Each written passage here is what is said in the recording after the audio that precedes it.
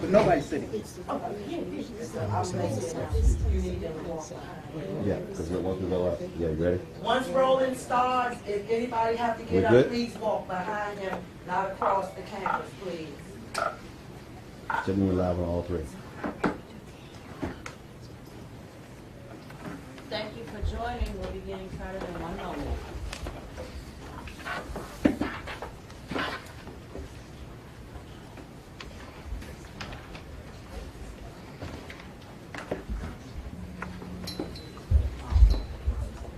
Got it.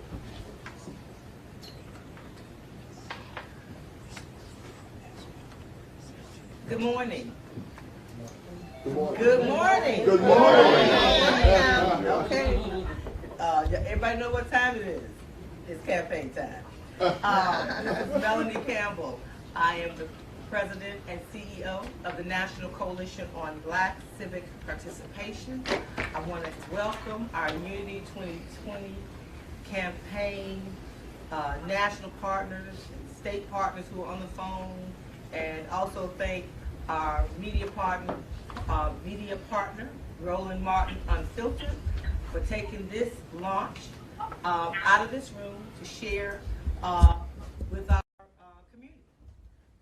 And I think nothing more important than the idea of being united at such a time as this. So today we're here to launch the official Unity 2020 Vote and Be Counted campaign, and this is phase 1. Phase 1 is, I want everybody to take your fingers out, do this. Phase 1 is due to in 2020. Why? Because we'll be voting for the primary, because we're not just going to let anybody select our candidate, whoever that may end up being, for the primary elections. We also have to worry about making sure our community is fairly counted in the 2020 decennial census, because it is about money, power, and respect. And so I want to first to also thank again our national partners, and just quickly go around the room so you'll know who's in the room. And so I'll start to my immediate left, since I'm a lefty, and just say who you are, what your organization, who you represent. Cleola Brown, president of A. Philip Randolph Institute, with 139 chapters in 32 states around the United States. Daryl Coles, BYB intern, Black Youth Vote Fall coordinator. Oh, sorry, let me stand up. Daryl Coles, BYB intern, also BYB Fall coordinator, and also assist NCBCP wherever they need done. Darryl. Hello, my name is Holly Holliday. I'm the Unity 20 campaign manager and national political and data advisor to the National Coalition. Good morning. I'm Stacy Long Simmons with the National LGBTQ Task Force, and I am happy to be here. The task force is the oldest LGBTQ organization in the nation. Good morning. I'm Elsie Scott. I'm Secretary of NCBCP, and I'm also the Director of the Ronald Walters Leadership and Public Policy Center at Howard University.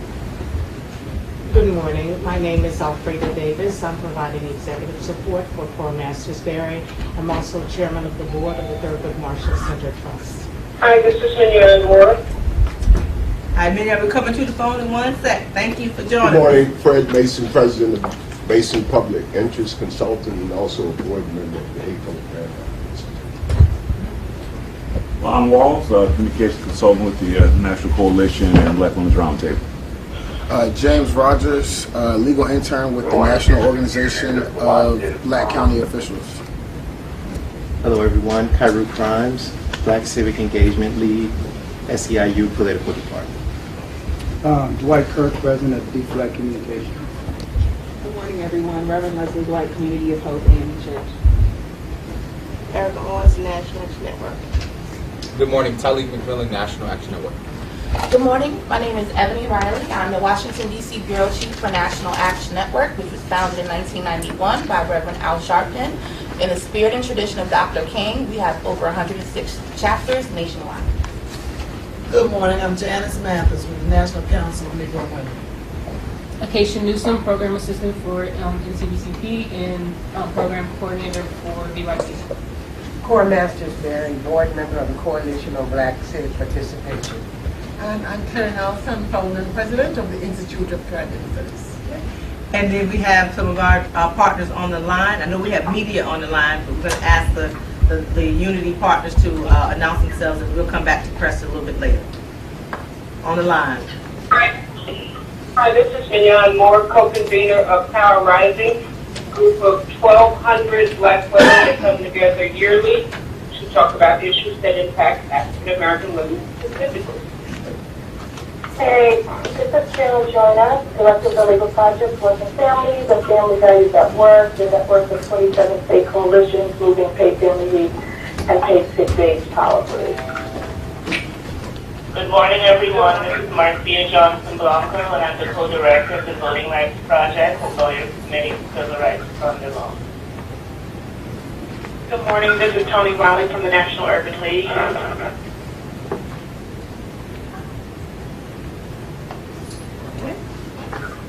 Good morning, this is Carol Blackman, representing Southern Black Women's Initiative, better known as SRBWI. Thank you. Anyone else? Oh. Angela Barker Campbell, Bill.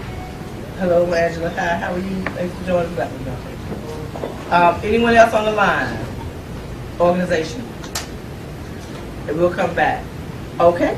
All right. Thank you. So can we just give that a hand?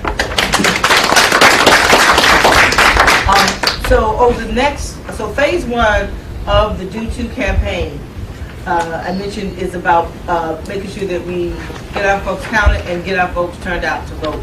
And the idea of unity is not unity for uniformity, but unity so that we can maximize our resources and have as much impact as possible in a climate that is pushing against the wind of folks being able to participate and together, but also to be able to be a hub to make sure that we elevate what Black leaders from local to state to national as much as possible with what the National Coalition in its 44-year history has attempted to be, and that's be an umbrella organization to also share what everybody is doing as much as possible.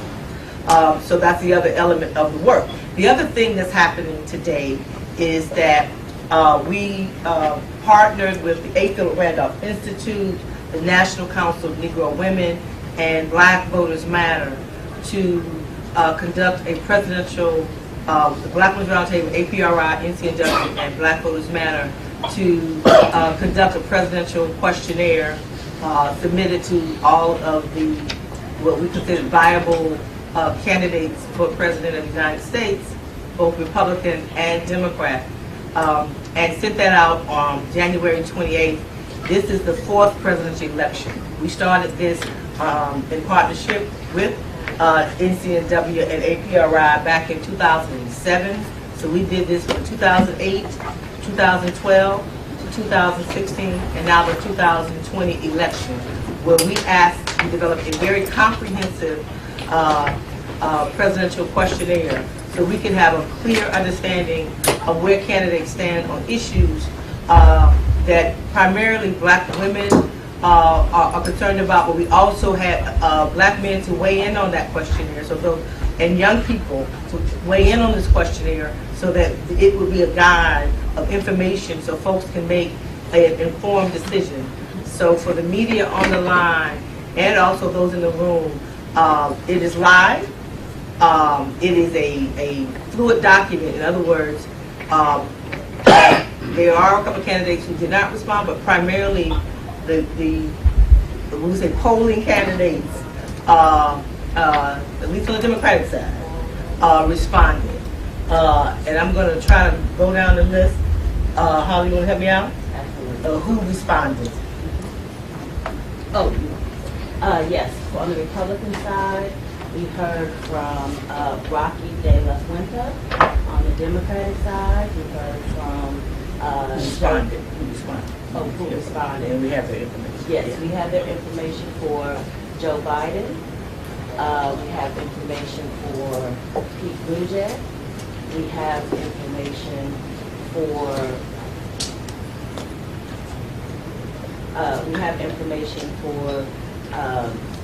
Senator Sanders. We have information for Senator Warren.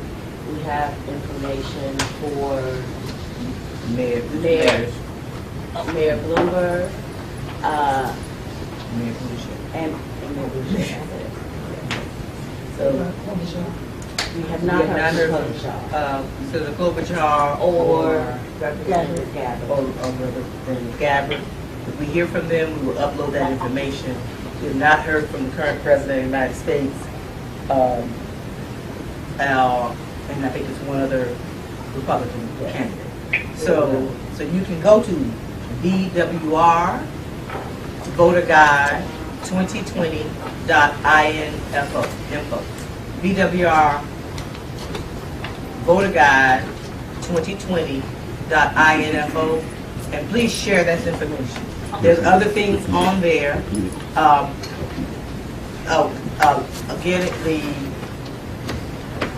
voter guide is BWR, that's B as in Bravo, WR, Voter Guide 2020.info, INFO. And I think even if you say Black Women's Roundtable Voter Guide, it should pop up. And you'll see information on that site that really is, again, very comprehensive. And what we do as a coalition, we don't shorten your answers and we don't lengthen your answers. You send us one line about where you stand on the issue, that's what's on the vote guide. If you send us 2 pages of information on where you stand on the issue, and this information, we didn't just come up with questions. This is very informed information. It was based on our past research that we do.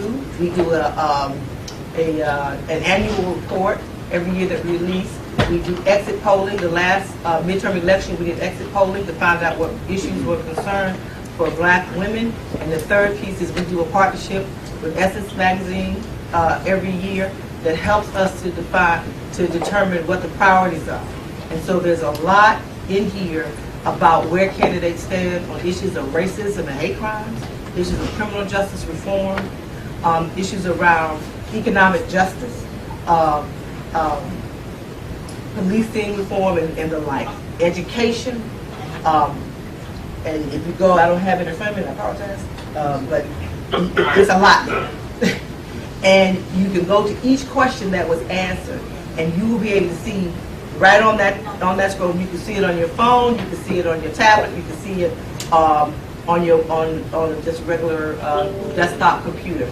And we will be continuously updating that information. If a candidate changes where they are and they want us to update something over these next few months, we'll do that. I want to see if any of our partners who joined us had any other commentary about the voting guide. So I'll start with Cleola and then Sister Janice, and I'm not sure if Latasha Brown is on the line, and she is. I know she had a speaker, but she might not be. But Black Voters Matter is also a partner to weigh in on any comment, and then we'll go to.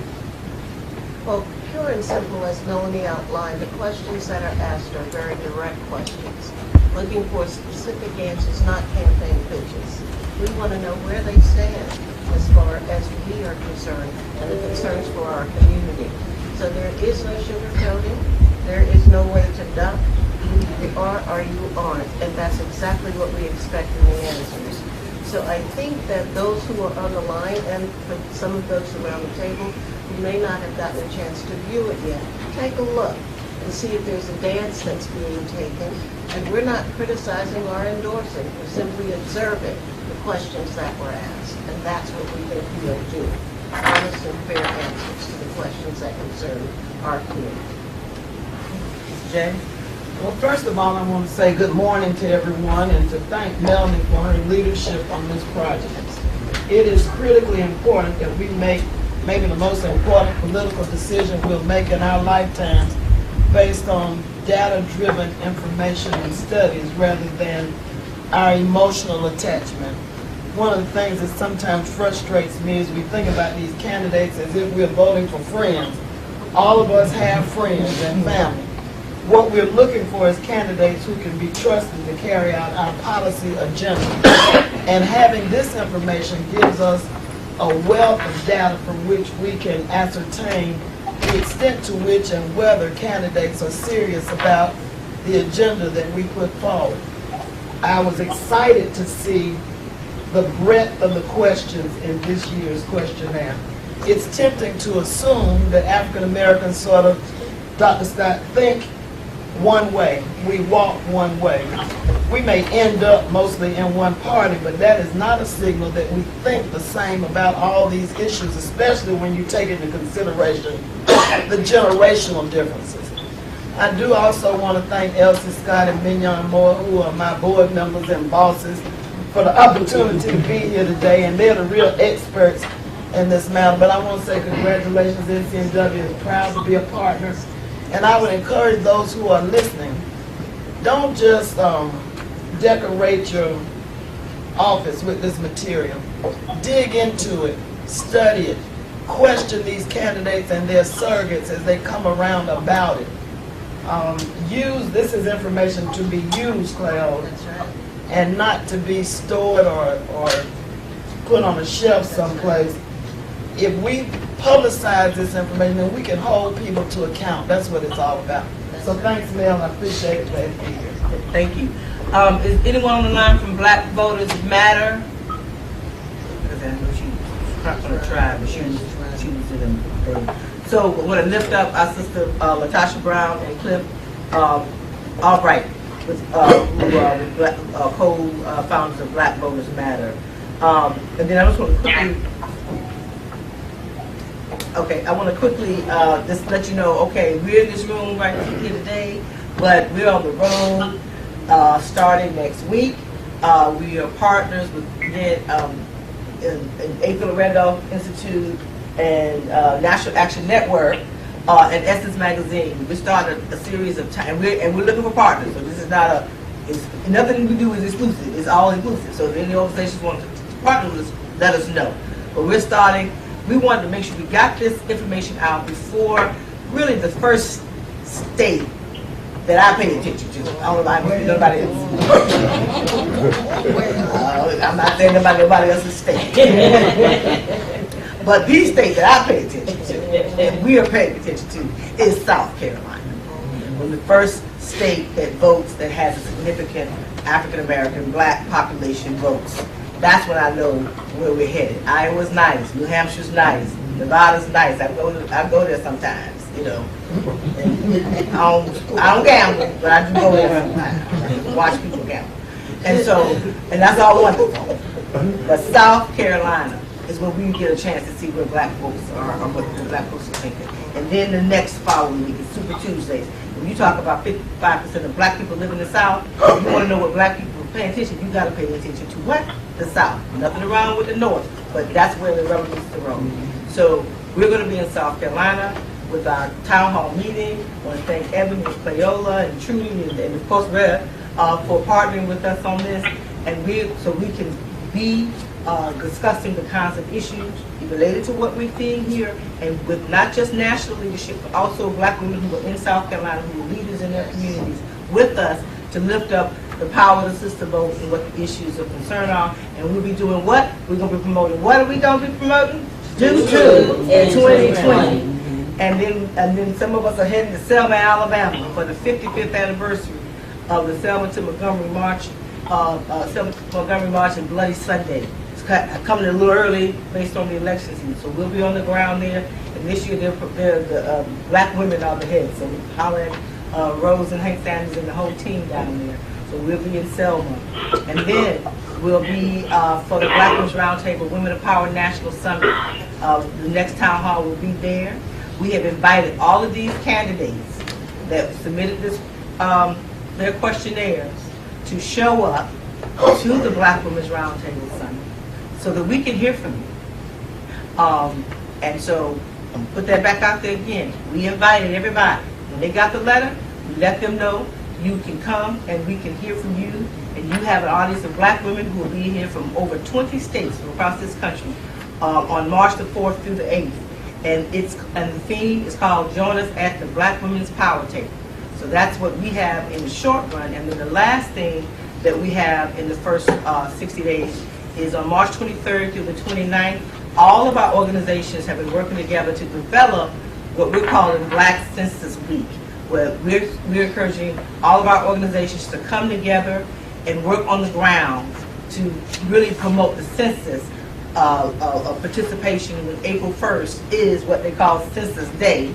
And we're doing that early because for the first time our community will have, not just our community, everybody has an additional way of filling out that form, and that's through online. And you can do online. What's the other ways, y'all? Mail. And phone. And so we want to make sure that our community gets our share of the $600 billion plus that we know if we don't get that money, it impacts our community for 10 years. And if we don't get that count, then somebody else can get your congressperson or all the way down to redistricting that takes place. It's about money, power, and what? Respect. And so that's what we have as a broad, short phase one. And then what I'd like to do is ask our organizations to share what they're also doing. But these are some of the things that our Unity Vote and Be Counted campaign is doing. And we'll be coming more throughout the year. And so I'll start off, whoever wants to start, and just tell us, and oh, I'm sorry, back up. That was such a miss, such a miss. And young people just know that, you're going to do this, going to happen to you. So before I move to we'll go. So I want to ask our young leaders to come step up here behind me, Derek, so they can fully see you out in the audience, and tell them what Black Youth Vote has coming up as a part of our campaign. And if I forgot something, and that was definitely not a response. Yeah. So again, I'm Acacia. I'm a program coordinator for Black Youth Vote. So Black Youth Vote is an empowerment program that has successfully engaged and trained a new generation of civic leaders. So coming up, we have, well, actually today we're launching our BYV, a Black Collegiate and Community Challenge. And so basically that is going to focus on getting our young people in the colleges to get out and get counted for the census. And we have two phases of it. So this is phase one, which is going to be focused on this spring semester, and then we're going to have one for the fall. And that's going to focus on mainly the primaries and voting. So, and also we do have a training coming up in Atlanta, but isn't it in April? I want to say it's in the first week of April.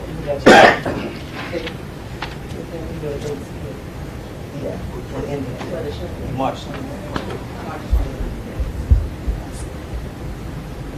Yeah, so just further elaborate on the Black Collegiate and Community Challenge we have coming up. The goals of the challenge is to motivate Black collegiate and youth to vote in the 2020 presidential primary election coming up, also in the census. Also to help protect the vote on the campus and surrounding communities. And lastly, inspire Black youth to own their own political power in 2020. So what we do is we send out official invite letters to each over 80 college campuses, HBCUs, also PWIs. So with each invite letter, they receive their own text link. When school wants to participate, they receive their own unique text link. For example, Howard, their text link will be like HU Vote. So the top 3 campuses that participate, they will receive the highest, they will receive a monetary prize donation to whichever school department they want. So their SGA programs, their math, whatever. And the main focus of the challenge is to focus on fighting the spread of political disinformation on college campuses, as well as empower Black youth. So, and also, what we also, Black youth, we've been doing for a year now, we've been having watch parties, political watch parties, and the main purpose of that is for Black youth, and not just Black youth, but all youth, to come into these safe spaces where we can talk about political ideas and just share information and concerns that we all have for one another. So Black Youth Vote, we will continue to do that, and we've been having great success in our watch parties, and we're hoping the same for our Black Collegiate Challenge. And the correction for the Black Youth Vote training in Atlanta is going to be the 28th and the 29th, right? Of March. So sorry. And I believe y'all have some partners and looking for more partners for your challenge. Yeah, so far. Well, right now we have SEIU, we have HBCU Green Fund, and also Hall of Fame. That's what I called it up the Hall of Fame. So if anybody wants to partner with us to push this out, we really appreciate it. And this is youth-led. This is their project. So, and we just trying to support and provide space for them to be able to lead, teach and learn. And I still learn, especially around this technology. So thank you. Can we give Daryl and Acacia a hand? So we're going to go swiftly around the room with the organizations and just tell us what you have going on, nonpartisan. And some of us will more perhaps. That you have going on to get out the count and get out the vote. All right, sitting next to Melanie is not always the best thing when you get called on first. I tell you, her leadership is always the best thing to be sitting next to her on.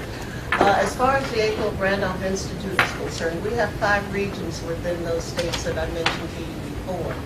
And within all 5 regions, South, Southwest, North, Northeast, and Midwest, each of them will have a conference between now and the end of April.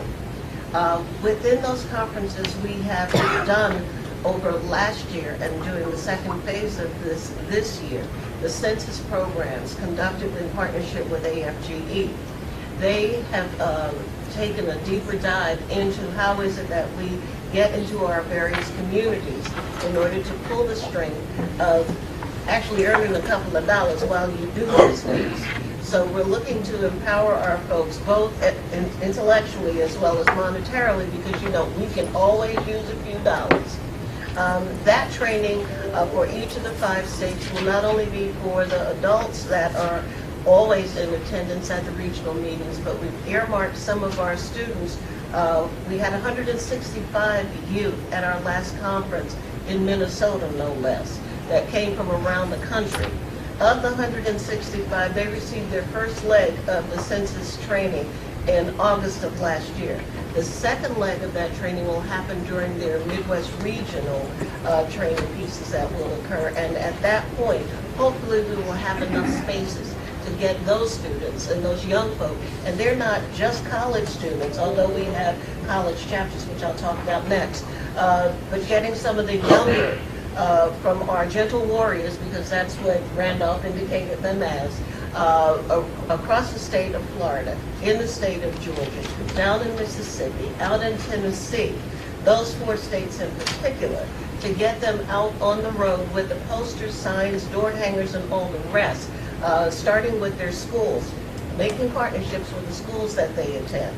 And it's really hard to say no to a kid who's 9 years old and looking up in your face talking about preserve my right to democracy and dignity. So we're using every weapon that we can in order to have those kids then be able to go home to talk to their parents and to some of their elders about participating in the census. And they're excited about it. They will wear you out with the excitement that they have. That's why there's another level to our youth. And Apollos is just on the ground. Just got through speaking about you. There's another level as well. The youth that we have at a number of universities where they have an agreement with the universities. That's Florida A&M, Savannah State, Morgan, and Morehouse, not Morgan, Morehouse. And when we get Morehouse, we get an overflow from Spelman as well as Clark Atlanta, your alma mater, who've been participating in programs that we've had throughout the year. The students at Morehouse really are springboarding this piece forward.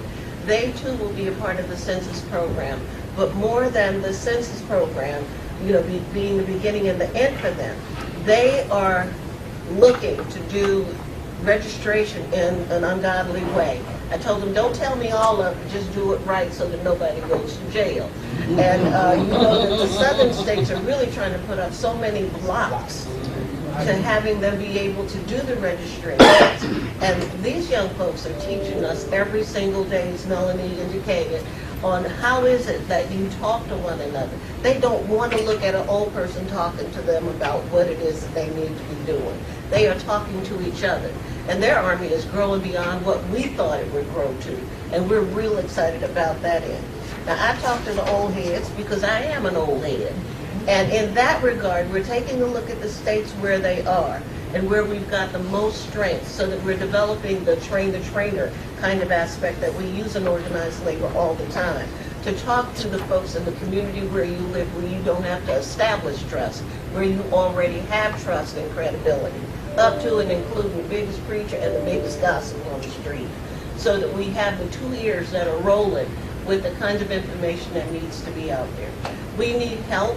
So don't think that we are the end all to be all, because there is a challenge there, being able to develop the materials in a way that is clear and succinct. So anybody that wants to partner with us, we put your name on every daggone flyer that we do. We need that kind of help to push out the information, and we are looking for folks who are ready and willing to hit the ground. So anybody that wants to come in the area, we can do bus, car. Every now and then we can afford a plane to get you out to be leads for some of the projects that we have going on, but we really do need the help. Our leaders are doing all that they can. If a little organization like ours can go to the Supreme Court raising our voice about voter purging, and we did not once but twice, we can keep hollering, and that's the plan. Because we get the good information from Melanie and the support from all of the organizations that are called around this table. We will steal what you put forward. I'm telling you to your face. And put our names on it. So be prepared for that. And feel free to steal from us as well. And I see Dwight sitting at the table as well. All of his stuff gets stolen right away. We put a credit line on there because he's so good at what he does. But let's remember, give credit from where you steal, and then go ahead and steal it, because that's what you need to do. But that's what we have going on now. Thank you. Next, we'll hear Dr. Claire Nelson, and then to be fair, we're going to do 2 here, so we're going to do 2. So we're going to do 2 here, 2 in the room, and then do it like that so everybody gets a chance. We know how hard it is to be on top. Dr. Nelson, to the Caribbean Studies. What's going on? Yes. Well, it's been a very interesting journey compared to 2010, I must say. Yes. In 2010, we felt like we really had an organization that had our backs. This year, we feel like we're scrambling. We have tried unsuccessfully as a community nationally to get support from different foundations. That didn't happen. Nonetheless, in true Caribbean fashion, we're going to turn our hand, make fashion, stretch $1, make two, and we're going to somehow do our complete Caribbean American count. So the group that came together in 2010 has been reinvigorated since earlier this year. We're talking about people from Atlanta, Boston, Hartford, and we actually dug up some people in Rhode Island, believe it or not. We have people in Hartford. Hartford started from last year, May. In fact, last year, May, we kicked off this whole grouping with a presentation I did on the future of the American dream, a Black perspective. Then, of course, DC Metro, we're scrambling here as well. South Florida has a high density of Caribbean people, as you all know, all over. We have also people in Tampa and Orlando. Philadelphia is pretty well organized. And Louisiana, small group. New Jersey, California have a lot of people who have moved into that region from Belize and Honduras especially. And, of course, Houston. A couple sprinkles of people in Alabama, and those are the groups that every June do events in Caribbean American Heritage Month. And so, because we're using the month as an organizing tool to get people understanding policy and politics, we use that same group to now push out the census. So, we want to talk about leaping into action. It's a leap year, very exciting. So, leap day, we want to have a 30-day sprint, right? We're sprinters, so we want to leap into action. We have very few radio programs, but we feel that that's the way in which people are going to pay attention. So we're going to cover together our own PSA with, some of the music and thing, and then we're going to tell people, yeah man, if you get up and stand up on the counter, yeah, and you know what? It's easy as ABC. Now what is the A?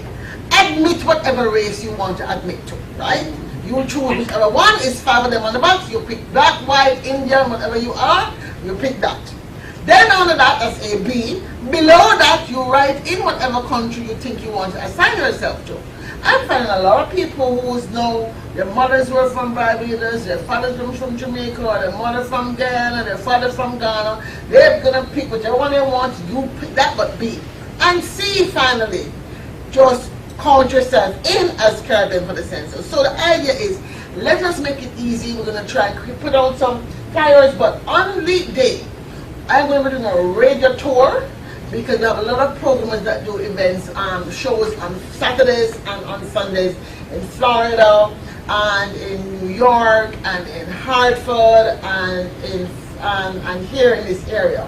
So that's what we're doing to sort of pull together ourselves and make a lot of noise with a little bit of money, like knock the pan and say, hey, we're here, be counted. But I'm really excited that people are saying, look, we find a studio, go in there, make our own thing, and show that no matter how you try to keep us back, we're moving forward. Forward ever and backward never. So that's where we're going. Yeah. Okay. So thank you again, Melanie, for holding forth for this unity diaspora coalition. Yes. This is the third census, I think. And the third census, and the thing is to make it important. We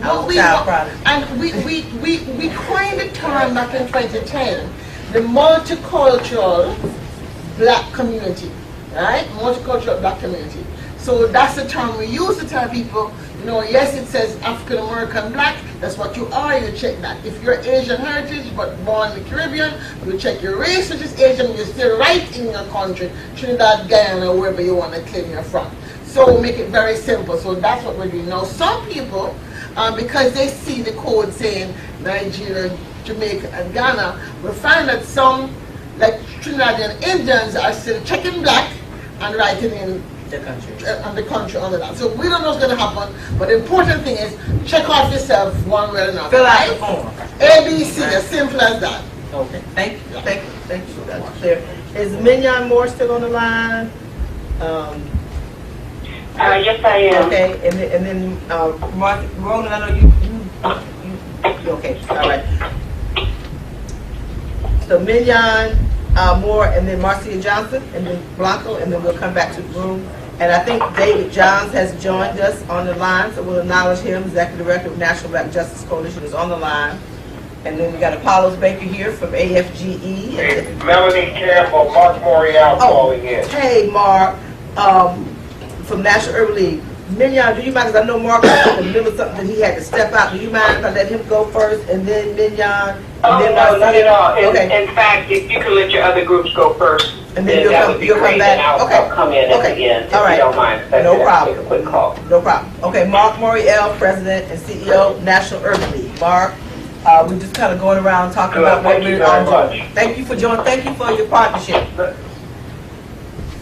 Let me do this. Let me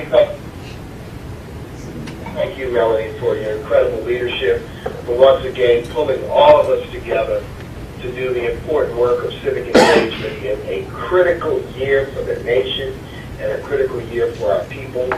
The National Urban League is committed to working with you alongside of all of the partner organizations to achieve a record voter turnout in 2020. We know that we are up against suppression.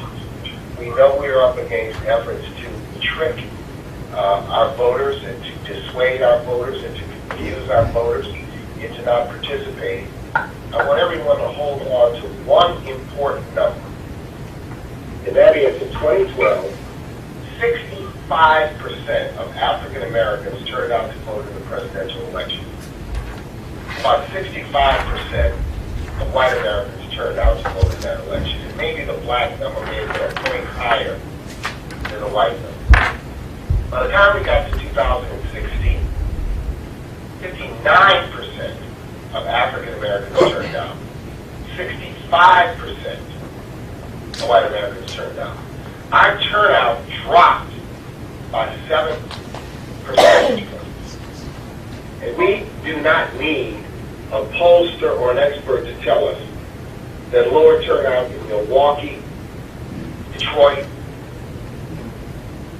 Saginaw, Pontiac, Flint, Philadelphia, Pittsburgh, Scranton, and I could go on.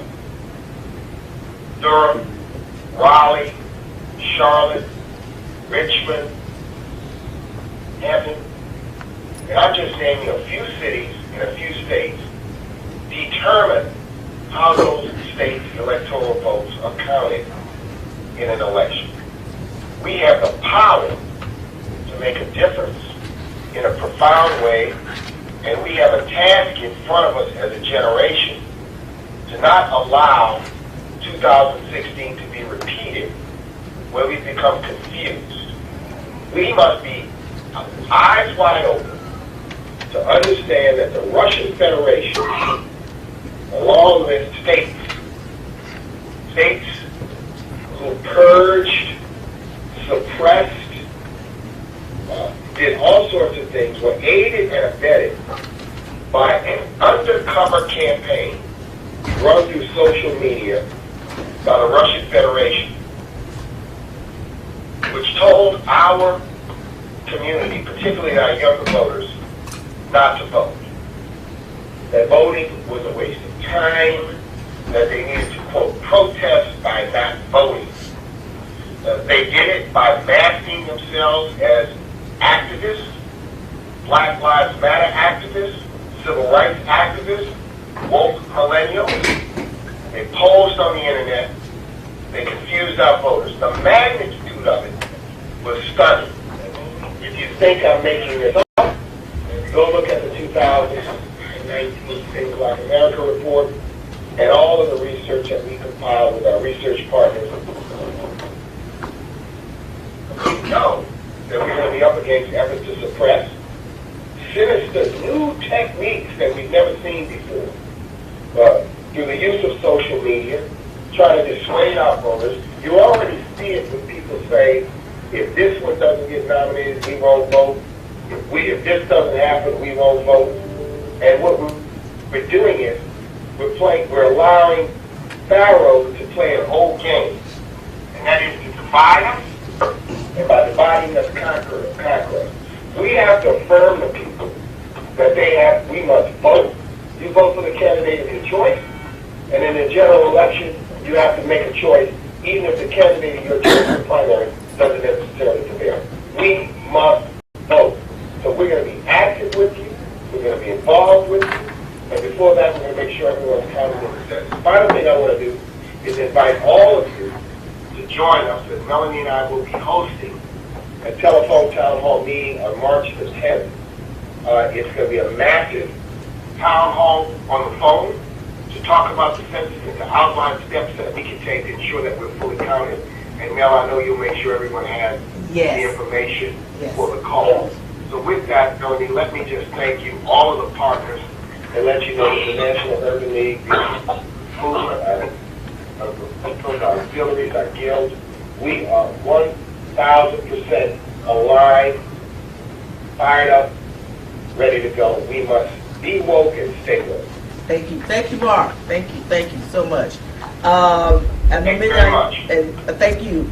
And I know Mignon, you said we come back later. So Marcia Johnson Blanco,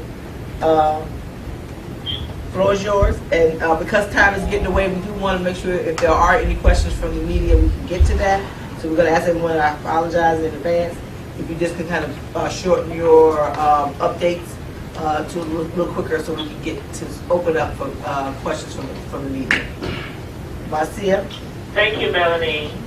Good morning, everyone. This is Marcia Johnson Blanco. I co-direct the Voting Rights Project at the Lawyers Committee for Civil Rights Under Law, and I also oversee the work of the Election Protection Coalition. This is the nation's largest nonpartisan voter protection coalition, and we're happy to have all the members that are part of this press conference as part of the coalition.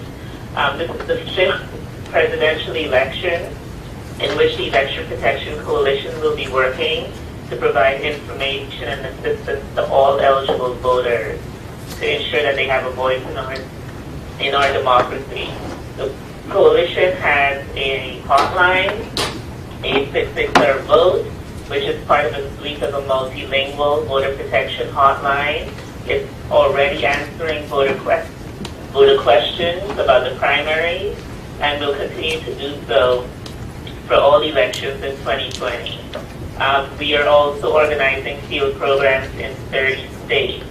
And the work of the coalition in 2020 is going to be to help voters to address barriers to the polls, whether that be voter registration, purges, whether it's machines that aren't counting the candidates that voters have chosen.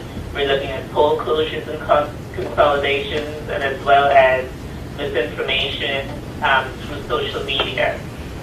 The Lawyers Committee is also administering a hotline to help with the census, 888 count 20. And it's very important that every 10 years we educate the public about why participating in the census is important, how it's used to influence economic and political power. And this hotline is available to answer any questions about filling out the form, who should be counted, that is everyone, and to answer any concerns people might have, or questions people might have about the privacy of the information that they put into the census. The Lawyers Committee continues to be a very proud partner for the Unity 2020 Vote and Be Counted Coalition, and I look forward to answering any questions that anyone may have. Thank you, Melanie. Thank you. Janice Mathis with National Council of Negro Women, and then Ebony Riley with the National Action Network. Following her will be Stacy Long Simmons with the National LGBTQ Plus Task Force, and then we'll come to the phone. Thank you again for the opportunity to share. We started thinking about this election at NCW last year, and so we reorganized our schedule so that our convention would not be in November, so that by November we would be done with convention and be able to be on the ground in places like North Carolina and Virginia, where we have, in Florida, where we have very good strength.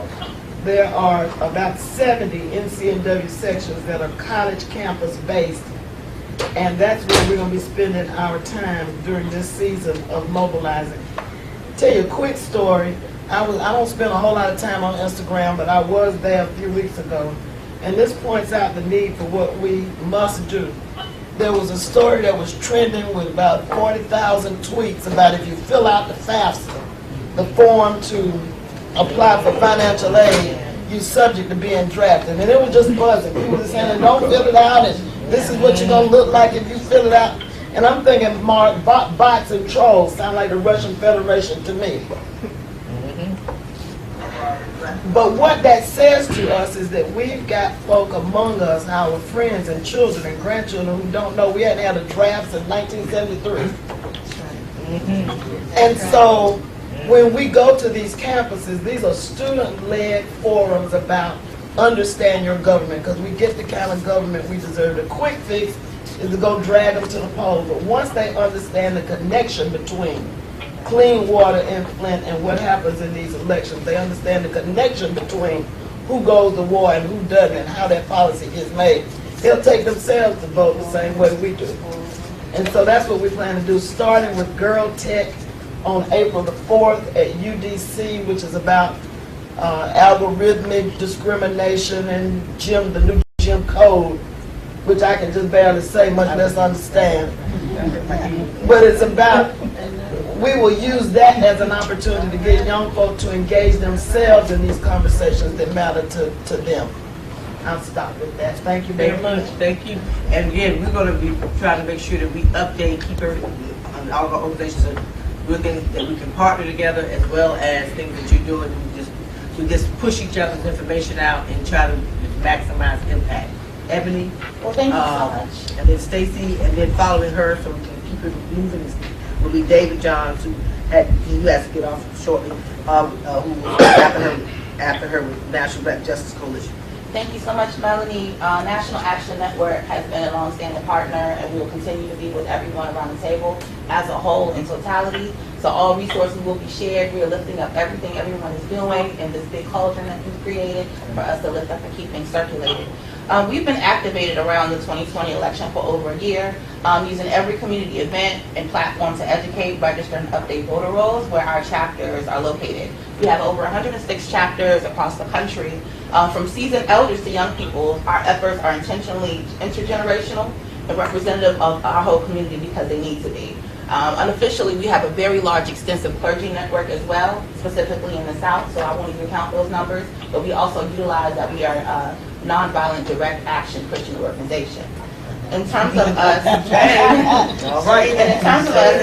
we're just fundamentally, believe that community solutions will be found in the communities within our communities ourselves. So ahead of all that we've been doing and coming up with, we've organized community forums across the country, specifically in battleground states and Black voter strongholds, where our members can engage with candidates directly.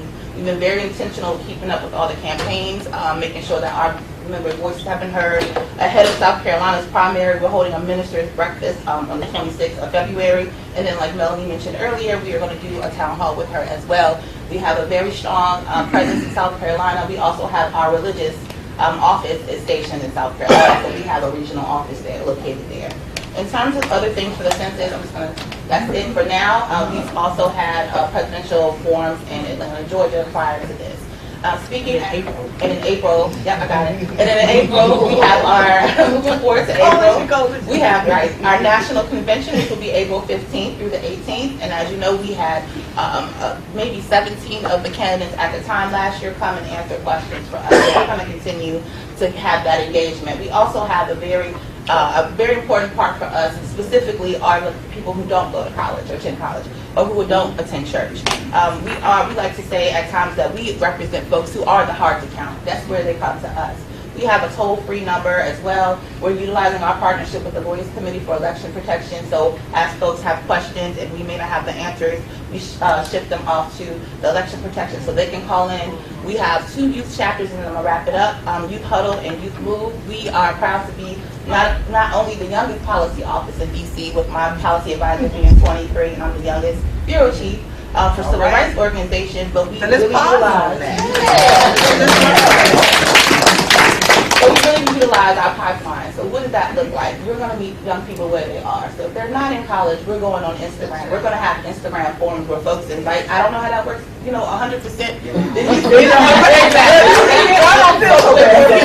Conversations going with folks who may not be able to, who may not attend school. So we're also looking at the community as a whole, as you all are, folks who may not be in these spaces that we are gathering others. So just keeping that in mind, and thank you so much. Thank you. Great, thank you so much, Ebony. That was all. I was all in it, and then I remembered I'm next. Thank you again to Melanie and Holiday for having the task force at the table again to talk about the importance of remembering to include lesbian, gay, bisexual, and transgender people in the conversations about the census as well as about voting and voter suppression issues.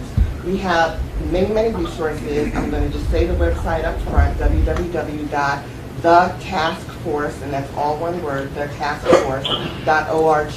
And there you will find information about our Queer to Census campaign. We have a toolbox. I wish I had one with me, but we have a Queer to Census toolbox that has everything you would possibly need to be able to reach out to members of our community within your constituency. We also are going to be providing technical assistance if you have questions or want some training, train the trainers. We've been doing some outreach primarily in Florida because we have a large constituency base there, and we also know how politically important it is. I should also say we're a nonpartisan organization that does not endorse any candidates. And then finally, I just want to mention that in order for our community to sort of lean in and understand what's at stake, we emphasize the fact that not only are dollars that will result in SNAP programs and other things that you need in your community, but also the representation that we have at the state and local and federal government levels. Those are all hindered on the count. And the fact that that's how our rights are enforced in terms of the amount of resources that are allocated to that. So the enforcement of civil rights is very, very important to our community.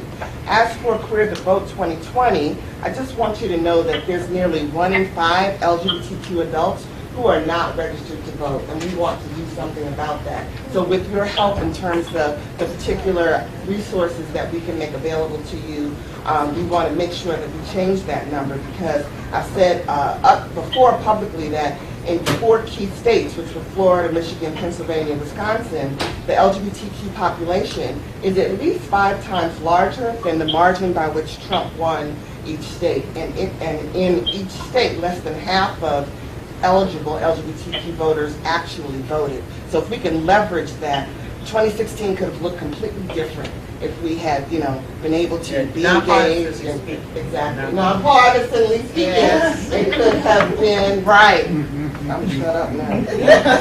No. I'm just. Well, the only other thing I was going to say is we're going to be on the ground in Florida.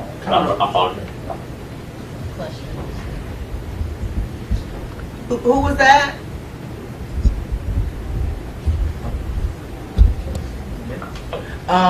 Okay. I was just going to say we're going to be on the ground in Florida. As you know, Amendment 4 resulted in many formerly incarcerated individuals being able to be re-enfranchised, and so we're going to focus on transgender women and black women in particular, because they are more likely to have been racially profiled or otherwise profiled and incarcerated, and when they show up to vote, to be discriminated against or other voter suppression tactics. So that's why we're focusing on the state of Florida. David Johns, and I don't know if SCIU's in the room if you wanted to say anything while you're here.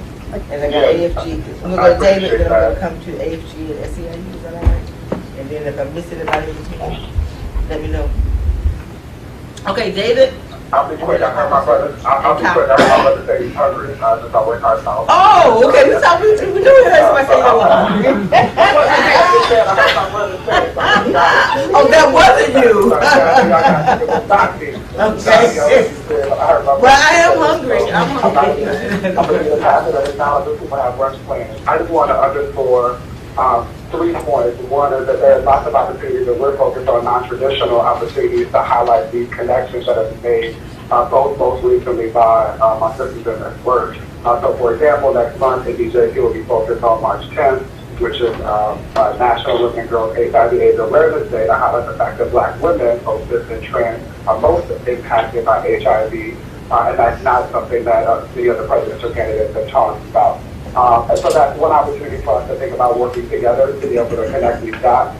Again, I want to underscore something that Stacey said, which is that there are a lot of Black queer people who might not identify as such who live in many of these states that we're focused on, especially we're disproportionately concentrated in the South. So we should continue to be creatively thankful to folks and partners like Ebony who extend invitations for us to work together and leverage networks, but invite others to explore opportunities to do that as well.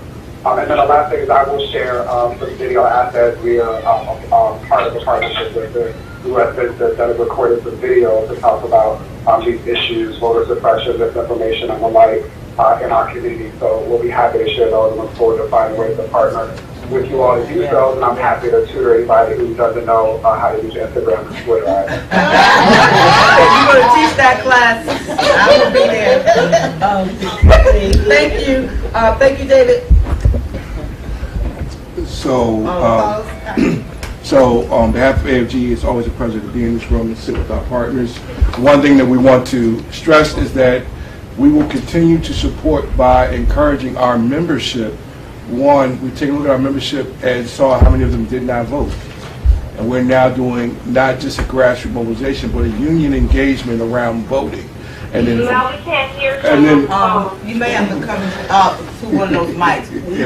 He's coming. So, and that's Apollos Baker with AFGE. So I will restart. One thing at AFG, what we've done is continue to work with our partnerships and encouraging union membership to vote. We've taken a look at our database of members who did not vote in the 2016-2018 election that started voter engagement around them, not just grassroots mobilization, but to engage them about the importance of voting and why they need to take a point in doing it. Also, as the union that represents the census employees, we've tried to ensure around this table solid partnership with every one of you. If you have not created a partnership, please feel free to contact me. We'll get you in touch with our union member who is over the National Partnership Program to ensure that they are active with you all. And the last thing that we are doing, particularly with AFL of Randolph, is at the end of March, we'll be in Indianapolis, and we will be engaging their chapter presidents and educating them on the amount of African Americans, particularly in the congressional districts, that did not vote, and be giving them those numbers so they can do voter engagement around barbershops, beauty salons, and schools. That's what AFG is doing. We're committed to helping the National Coalition of Black Participation and all groups here. Thank you very much. Thank you. If you can come down this way. Sure. So super quick. I don't want to put you with that. I promise. Kairu, SEIU. I did that part right. Yeah, you got it. Okay. So super quick, I promise. Just want to just say, so people, because they didn't hear you. Right. Just introduce yourself. Kairu Crimes, Political Department, SEIU, Black Civic Engagement Lead. So promise to be very brief, guys. I'm honored to be in this room. SEIU is honored to be a partner in this great work. I just wanted to highlight really quickly, I'm part of an overall civic engagement team.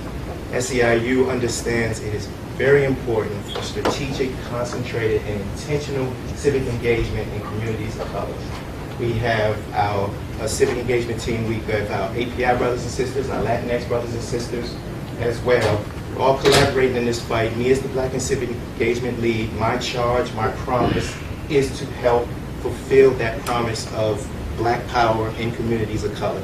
We have our traditional states, our Virginias, our Michigans, our Minnesotas, Nevadas, places like that, but also our Southern brothers and sisters, our Georgias, our Texas, our North Carolinas, our South Carolinas, our Alabamas. We're trying to figure this thing out, and we see ourselves as a collaborator in this space. We've identified a few things: democracy reform, immigrant justice, environment justice, racial justice. There are a lot of things going on. Census not being any less important. We see ourselves as working with partners. We know there are organizations doing great work. We just want to support that. We just want to lean in where it makes sense.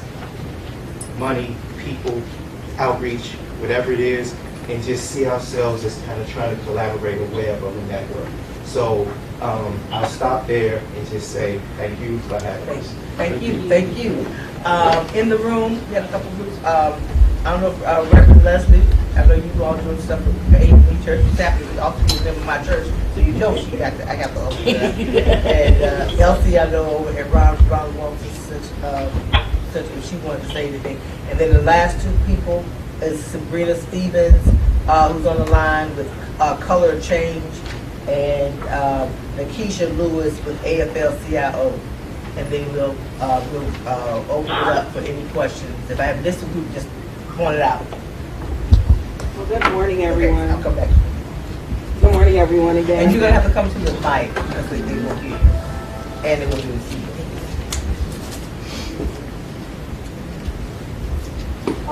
Good morning, everyone. Good morning. I'm Reverend Leslie White from Community of Hope AME Church. In as much as this is a political issue for everyone, for us this is a moral issue. And so our work is really centered around that. For a lot of the statistics that we're all familiar with, our community is not familiar with, right? So when we talk about, the number of African Americans who continue, or blacks who continue to be undercounted, every time I go speak into a setting in the community, there's always a shock value because they don't understand what's going on. But at the same time, there's additional shock value when we talk about the fact that we're overrepresented in our criminal system. They can count us then. When it comes to food deserts and things like that, they can count us when it comes to chronic diseases, but they can't count us and get our money right when it comes to putting, food at grocery stores and healthy food in our communities. And so I say that to say that one, it's a moral issue, and we are committed to the work of the census and the voting because of that. But two, when we look at engaging our millennials, everything is issue-based. They don't want to hear, your people died for this, or So our forums that are coming up that are community-based are simply focused on driving the issues that are important in the communities where people live. And when it comes to voting, there are two things that we're doing around. Let me go back to the census. And the next we're doing this through the AME Church. Yes, ma'am. Yeah. So we are working in Maryland, D.C., Virginia, and North Carolina to get this out. We will be opening up census hubs. So in addition to the discussions that we'll be having right there on the spot, we're going to connect you and allow you space to utilize our facilities to go ahead and complete the census. In addition to that, when it comes to voting, we're in North Carolina and Virginia, we'll be focusing on voter suppression tactics. So the whole laws that have come out around requiring IDs, we're not just raising awareness around that issue, but we've identified resources. So if people have an issue getting an ID because they don't have money, they don't have transportation, they don't have legal assistance, our outreach doesn't look just like having a table and having people come register, but it's do you have what you need so that they can't turn you away from the polls and not let us help you connect to those resources. So I'm going to stop right there. Thank you so much for the opportunity. Okay. Dr. Scott. Very briefly, I'm Elder Scott from the Ron Walker Center at Howard University, and we are here to in part support the research side of this. Just here and trying to collect data. As everybody starts talking about everything needs to be data driven, we will help in terms of data and also trying to get students on campus mobilized. Thank you. Thank you. On the line, I'll come back to you. On the line, I think it was Sabrina Stevens with Color Change, and then Nakisha Lewis with AFL-CIO, ladies, and then we have one more in the room. Start coming down this way, and then we're going to end on time, right? We hopefully have a couple of questions, and if not, just know we just wanted to get this information out. Sabrina, on the line. All right, thank you so much. Really, really honored to be in this group with everybody to do this important work this year. We know that we have some tremendous opportunities to build power and also some real risks if we don't take advantage of these opportunities. And so we at Color Change are working really hard to get out the word and get out the count, particularly for folks we know are not, necessarily going to want to open their doors or otherwise engage. We want to make sure that we're really helping people both understand that this is a process they need to engage in, that they can do so safely on their own terms, and also just making sure that we get the word out. Anyone is free to visit ourcounts.org. That's our, O-U-R, counts.org, where we have plenty of resources about what the census is about, what's at stake, and ways to get involved. We encourage everybody to get involved. That site is going to be continually updated with new resources as we get closer and closer to the count and throughout the census process. And something else I wanted to talk about in particular is the importance of us making sure that people know what's at stake and that we are really putting forward the most affirmative picture of why this is so important for us to engage with, particularly as we start to see disinformation attempts start to crop up and things like that. At its core, we are fond of reminding people that the 2020 census is about money and power. And anybody who is trying to discourage people from participating in the census, anyone who's trying to distract from this important endeavor, is trying to keep us from getting our fair share of money and power. We want to make sure as many people in our communities hear that message as possible, because regardless of the little, sneaky ways they try to deprive us of our power, we know that if we stay focused on what really matters and not let other people lead us to count ourselves out, we can really make the most of this opportunity, whether it's the census and later on when it comes to voting. So we really encourage everyone to get involved. Again, on our website where you can join our campaign or look up the work that we're doing in community with the Unity Coalition is ourcounts.org. O-U-R, counts.org. Thank you. Thank you, Sabrina, and thank you all. I'm going to color change because I guess it was about 3 weeks ago, and you all, and this is no cost, right? And we were able to get some of our state leaders are on the line to do your own PSA. We are all messengers, right? Trusted voices, and we were able to get those PSAs done with our team here and our folks. And we had our retreat from all of our state network leaders and affiliate leaders, and young people were able to do their own PSA about due to in 2020. It'll be coming out very, very soon. So Lakeisha, and is Carol Blackman still on the line? I almost forgot she was on earlier. Carol left. Carol. Yeah. With Southern, if you're still on Southern Rural Black Women's Initiative, let me know, and then you'll be our last one. Okay. Lakeisha. Hi. Good afternoon or good morning, depending where you are on each of the coast. Thank you so much for having me. I'm sorry that we couldn't be there in person with you, but as the times dictate, we are actually just coming out of another Census Coalition meeting. And so wanted to just share here, first, the gratitude for being able to be part of this work. As you know, with unsecured labor, it's really important that, excuse me, as some of my other colleagues from our affiliate unions have already stated, it's really important that we not only get out the count, but that we make sure that our members, who in many respects are the folks that trust in community, are the ambassadors of our census program. And so in the coming weeks, as we go into our executive council meeting in just a couple of weeks in March, you'll be seeing more rollout from us in terms of our My Vote, My Account campaign. And what we really endeavor to do is to be a real labor partner with the community partners that surround people, me and the coalition have already brought together. And so we'll really be looking to you all to partner in the coming weeks. It's definitely, as we get into March and April, a heavy month for the census, to ensure that where we have local union halls and where we have local union representation in the places that, as you know from the My Count website, are deemed significantly hard to count or are tracked as communities where there may only be one public library, for instance, where people can go and access the internet to engage in the census. So a lot of our work will not just be around information dissemination this election cycle, both around voting rights and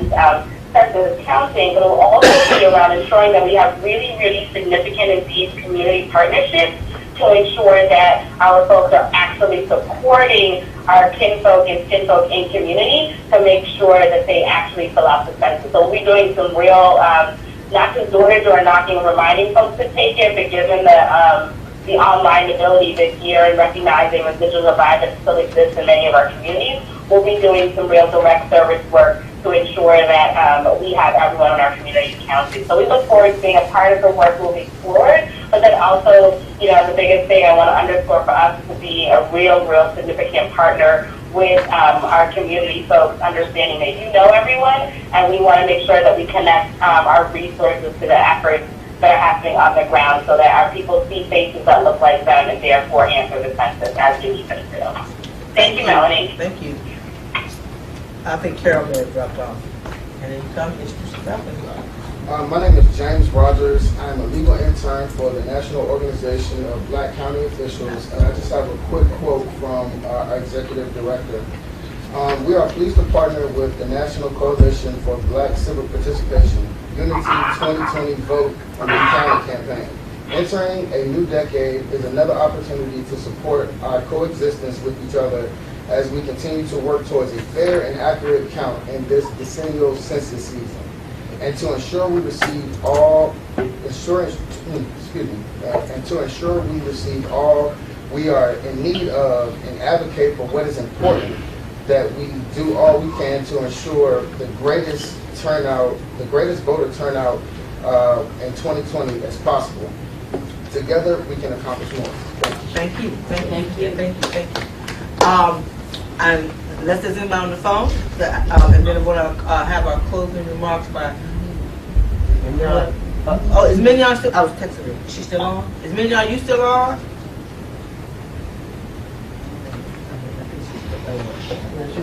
Yeah. And let me acknowledge people who couldn't be here but was trying to get here. This thing came up. Benjamin Afrifa with Africana 55 Radio.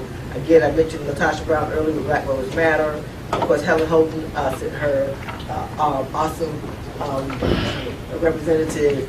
Dr. Barbara Skinner, she got caught up and she couldn't make it here. Co-chair National African American Clergy Network, and many, many others, and all of our, of course, our state leaders were on the phone. And I want to thank the team from the National Coalition. Just wave your hands. And those who are not in the room really, really worked 24/7 to try to hopefully make this launch, if you will, what it is today. So we'll close on with our board member, my mentor, my sister, the Cora Master. This is Cora Master. Good morning. Good morning. This has been great. I've been involved in civic participation forever. And I'm open to president. From early in my young life, and also when the Melanie I first connected, when we registered over 1 million men for the Million Man March. And as I listen to you, I'm very, very, inspired by all the activity. But the thing that has really caused me some despair in watching and paying attention, yes, I'm on social media. I know you all think we're not supposed to be on it. But when you talk about the millennials, what is missing to me is a fundamental understanding of how this government works. What is possible and what isn't possible. So when you say that the young people just want to hear issues, but they don't know if they're doable. They don't know how it's structured. They don't know how it can be done. So therefore they're voting just on words. So I really encourage you that as you register people and as you mobilize people, take the time to also educate them. So we have a list of people who have sent their responses, presidential candidates, but I'm talking about that all the way from local, regional, state, and national. And I would like to review those positions and have some young people say to me, why do you like this? Like I work with young people all the time. I don't know many of you know who I am, but I have a big facility and I work with hundreds of young people on a daily basis. And a lot of them are millennials. In fact, most of them are millennials. And they always say I groan and moan when I see them coming. But I hire them, so obviously I want them to be there. They give me a headache when we have conversations. So I had one young man who I just respected so much, and this is nonpartisan, but he was saying that he liked a particular person. I said, well, why? I like what he says. I said, okay, what does he say that you like? Well, I just like what he says. I said, you going to vote for him based on that? He said, blah, blah. I said, is that doable? He said, wait a minute. I said, it's okay to have a great position, but is it doable? Do you know how this government works? Do you know who's in control of these issues? Can a president actually do that? He said, I never thought about that. And so that's my example. When you engage young people, especially, make sure they understand what the process is and what is doable, what's possible, so they can be an educated voter. And then the rest of it, when you mobilize, I'm telling everybody keeps talking about voter registration. You heard what Mark Morial said, and I can go all the way back to the wonderful David and Goliath speech that Jackie Jackson gave about us being rocks just laying around. There are a lot of people in this country, African Americans especially, who are already registered. You have to get them to the polls. When you register people, I did it. I registered 20,000 new voters in the District of Columbia for my husband's historic comeback. We got 19 of them. You want to talk about that? You can talk about that. And we got 19 of them to the polls. And the reason we got them, 19,000. Did I say that? Yeah, we registered 20,000 and we got 19,000 to the polls.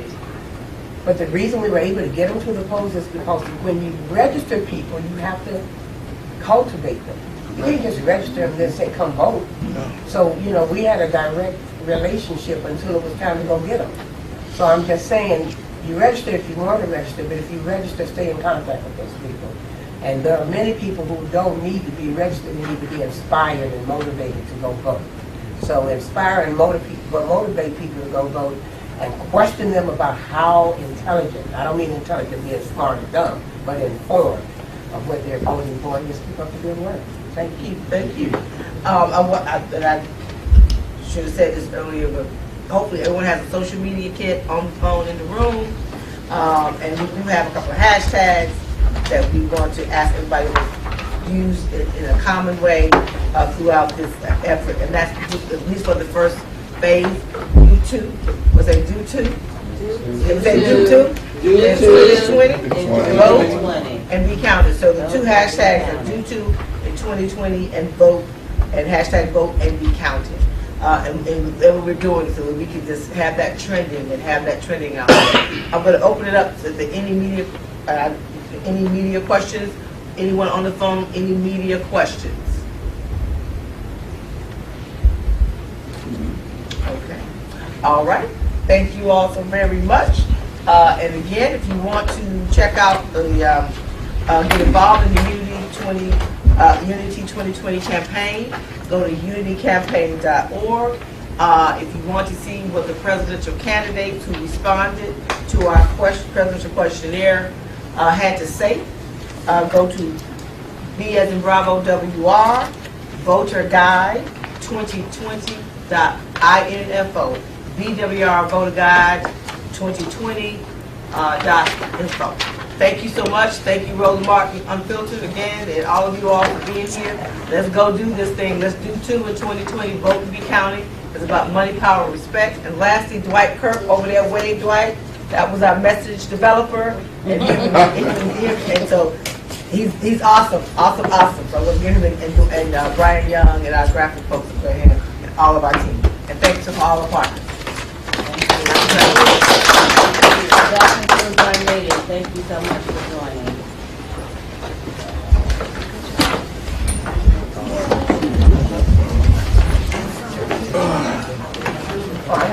Come up here.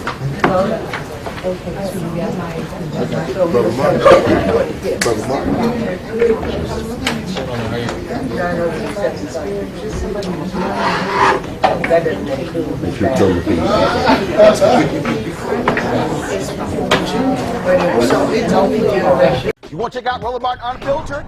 YouTube.com/Roland S. Martin. And subscribe to our YouTube channel. There's only one daily digital show out here that keeps it black and keep it real. It's Roland Martin Unfiltered. See that name right there?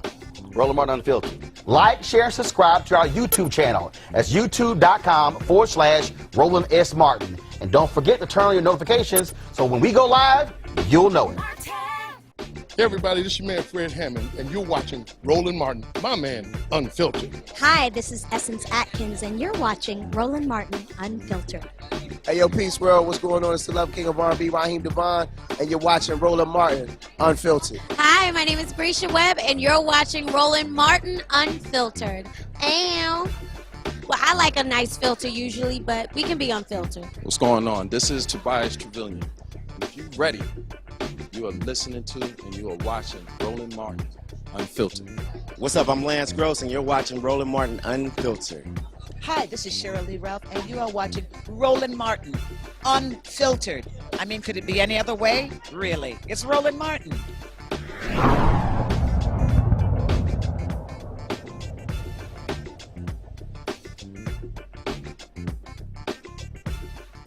You want to support Roland Martin Unfiltered? Be sure to join our Bring the Funk fan club. Every dollar that you give to us supports our daily digital show. There's only one daily digital show out here that keeps it black and keep it real. As Roland Martin Unfiltered. Support the Roland Martin Unfiltered daily digital show by going to RolandMartinUnfiltered.com. Our goal is to get 20,000 of our fans contributing $50 each for the whole year. You can make this possible. RolandMartinUnfiltered.com.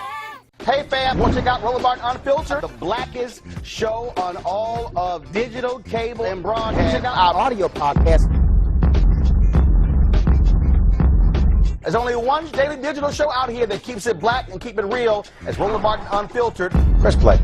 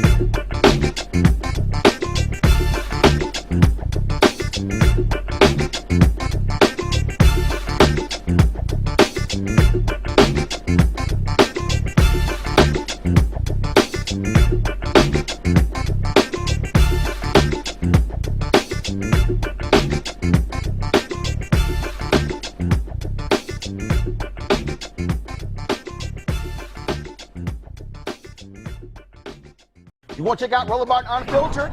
YouTube.com/Roland S. Martin. And subscribe to our YouTube channel. There's only one daily digital show out here that keeps it black and keep it real. It's Roland Martin Unfiltered. See that name right there?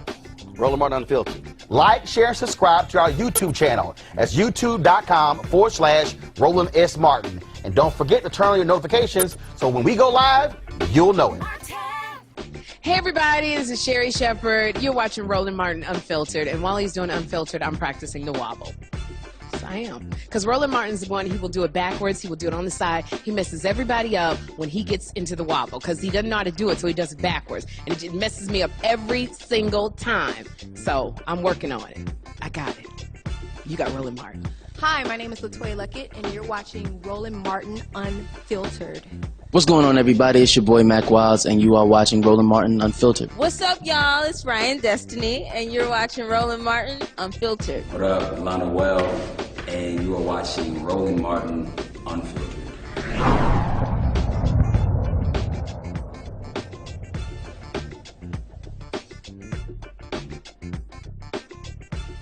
You want to support Roland Martin Unfiltered? Be sure to join our Bring the Funk fan club. Every dollar that you give to us supports our daily digital show. There's only one daily digital show out here that keeps it black and keep it real. As Roland Martin Unfiltered. Support the Roland Martin Unfiltered daily digital show by going to RolandMartinUnfiltered.com. Our goal is to get 20,000 of our fans contributing $50 each for the whole year. You can make this possible. RolandMartinUnfiltered.com. Hey fam, want to check out Roland Martin Unfiltered, the blackest show on all of digital, cable, and broadcast. Check out our audio podcast. There's only one daily digital show out here that keeps it black and keep it real. It's Roland Martin Unfiltered. Press play.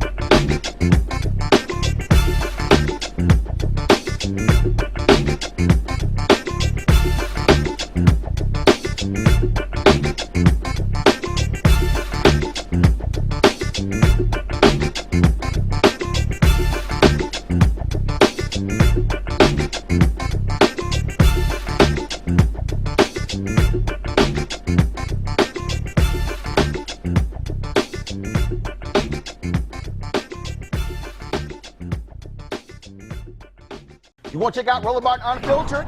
YouTube.com/Roland S. Martin. And subscribe to our YouTube channel. There's only one daily digital show out here that keeps it black and keep it real. It's Roland Martin Unfiltered. See that name right there? Roland Martin Unfiltered. Like, share, and subscribe to our YouTube channel. That's YouTube.com/Roland S. Martin. And don't forget to turn on your notifications so when we go live, you'll know it. You want to support Roland Martin Unfiltered? Be sure to join our Bring the Funk fan club. Every dollar that you give to us supports our daily digital show. There's only one daily digital show out here that keeps it black and keep it real. It's Roland Martin Unfiltered. Support the Roland Martin Unfiltered daily digital show by going to RolandMartinUnfiltered.com. Our goal is to get 20,000 of our fans contributing $50 each for the whole year. You can make this possible. RolandMartinUnfiltered.com. Hey fam, want to check out Roland Martin Unfiltered, the blackest show on all of digital, cable, and broadcast. Check out our audio podcast. There's only one daily digital show out here that keeps it black and keep it real. It's Roland Martin Unfiltered. Press play. Hey everybody, this is Sherry Shepherd. You're watching Roland Martin Unfiltered, and while he's doing Unfiltered, I'm practicing the wobble. I am. Because Roland Martin's the one, he will do it backwards, he will do it on the side. He messes everybody up when he gets into the wobble because he doesn't know how to do it, so he does it backwards. And it just messes me up every single time. So I'm working on it. I got it. You got Roland Martin. Hi, my name is Latoya Luckett, and you're watching Roland Martin Unfiltered.